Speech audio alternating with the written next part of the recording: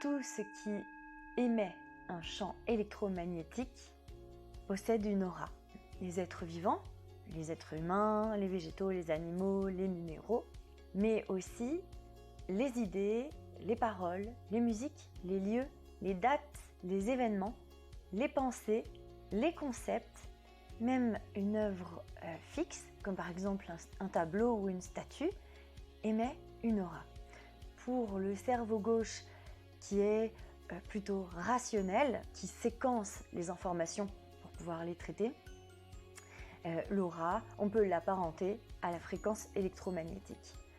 Pour le cerveau droit, qui est plutôt intuitif, pour qui la négation n'est pas perçue, le passé et l'avenir ne sont pas perçus non plus, l'aura, ça correspond au rayonnement énergétique. Sur le plan lexical, l'aura vient du latin aura, A-U-R-A, qui signifie un air léger, comme une brise, aura, A-U-R-A, qui provient de aurum, donc l'or, mais sur les déclinaisons du pluriel. C'est effectivement un espace de lumière et aérien. Les êtres ont une aura, les cellules, qui ont elles aussi un rayonnement électromagnétique, possèdent une aura, tout comme un brin d'ADN, une molécule, même un atome. On peut dire d'une aura en bon état que comme l'air, c'est un isolant, et comme l'or, c'est un conducteur. Dans l'idéal, on regarde une aura saine, qui se porte bien. On va venir après sur ce que ça veut dire ça. Mais eh bien, une aura en bonne santé, il faut le dire comme ça, elle nous isole de ce qui n'est pas compatible avec notre fréquence électromagnétique, mais en même temps, elle conduit vers nous ou depuis nous vers l'extérieur ce qui est compatible avec la fréquence que l'on émet. Alors, j'ai parlé de la santé entre guillemets de l'aura. À quoi ça correspond? Cette membrane, elle est interactive. Elle peut être endommagée, elle peut aussi être dynamisée, elle peut être salie, déchirée, parasitée, de même sorte qu'elle peut être densifiée, éclairée, lissée, elle peut même s'étendre. On parle de dilatation, ou elle peut se rétracter et on parle de contraction. Vous pouvez envisager l'aura un petit peu comme une matière.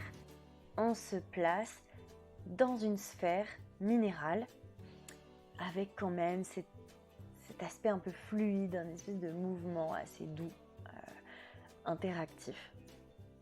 Donc c'est une nouvelle sorte de minéral, il faut beaucoup d'imagination, mais on peut y arriver. Et ce minéral, il peut avoir différentes qualités. Nous, on peut être dans différents types de sphères. Une aura qui se porte bien, on peut l'apparenter à une sphère de cristal. C'est-à-dire que les alignements, les compositions atomiques vont permettre une transparence limpide, en même temps une haute dureté, qui fait que les éléments extérieurs qui peuvent être corrosifs ou parasitants, ils ont du mal à s'accrocher ou ils ne peuvent carrément pas s'accrocher. C'est une sphère qui est lisse, qui est limpide, qu'on appelle cristalline. Et à ce moment-là, les systèmes de transmission dans les espaces qui sont compatibles avec votre niveau énergétique, votre niveau physique, votre niveau mental, votre niveau spirituel. On peut parler peut-être de niveau, mais on peut aussi parler peut-être de configuration, de particularité. Voilà, ce qui est compatible avec vos particularités, dans cet alignement limpide, va pouvoir interagir de vous à l'extérieur et de l'extérieur à vous pour alimenter cette dynamique dans laquelle vous vous trouvez, avec laquelle vous êtes compatible. Et on peut imaginer aussi une autre type de roche, une sphère peut-être en roche volcanique. Alors elle est plutôt poreuse, elle est plutôt opaque, et dans ces petits pores, dans cette opacité, on ne voit pas vraiment ce qui est compatible parce que l'opacité nous empêche de percevoir.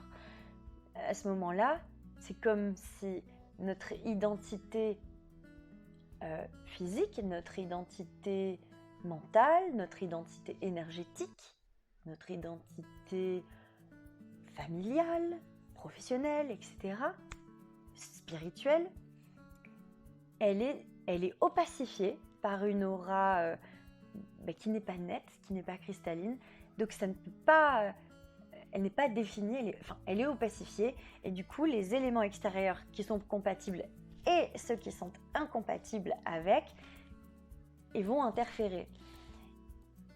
Et donc on peut être exposé à des espaces, alors confrontants effectivement, mais dégradants aussi, c'est-à-dire des espaces qui vont ronger notre ressource vitale, notre énergie vitale, notre vitalité, voilà, se faire ronger comme ça. La rugosité ou la porosité de cette aura, donc de cette sphère, on peut dire, en roche volcanique, elle va permettre à plein de petites particules, comme des petites poussières ou du petit pollen, ou des petites bactéries, de venir et de s'installer là et de se développer.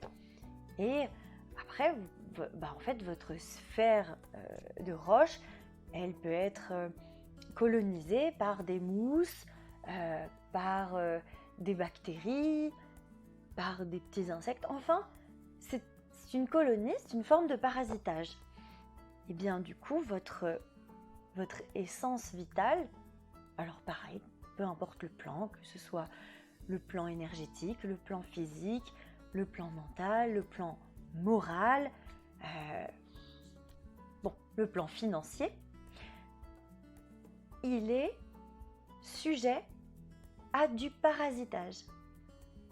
Et du coup, c'est pas évident de s'en sortir parce qu'on n'est pas seul à bénéficier de notre ressource vitale.